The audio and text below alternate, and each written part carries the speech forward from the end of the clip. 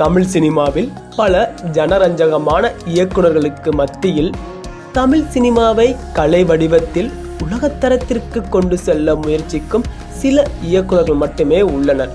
அந்த வரிசையில்தான் சினிமாவில் அறிமுகமான முதல் படத்திலிருந்து தனக்கென இடத்தை உருவாக்கியவர் மாரி செல்வராஜ்.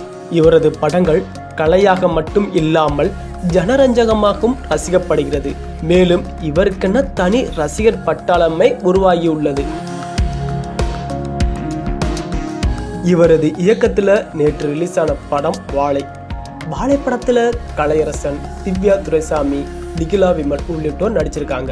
படத்திற்கு இசையமைப்பாளர் சந்தோஷ் நாராயண் தான் இசையமைச்சிருக்காரு. மேலும் படத்தினை முன்னரே பார்த்த பல இயக்குனர்கள் மாரி செல்வராஜை பாராட்டினாங்க.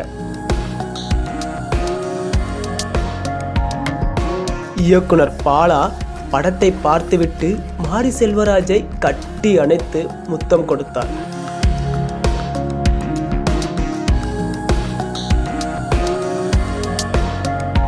மேலும் மாரி செல்வராஜின் கரங்களை இறுக பற்றி கொண்டு அவருடன் நீண்ட நேரம் உட்கார்ந்து கொண்டு இருந்தார்.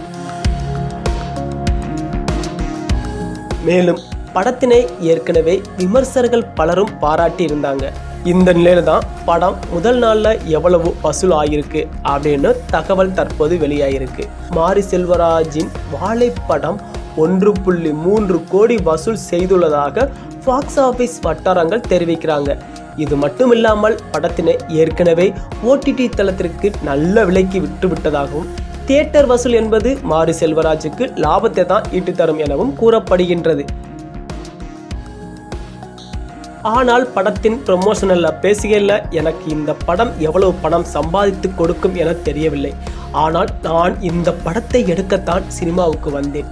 எனது பெரும் கண்ணீர் தான் இந்த படம் என பல இடங்களில் குறிப்பிட்டிருந்தார்.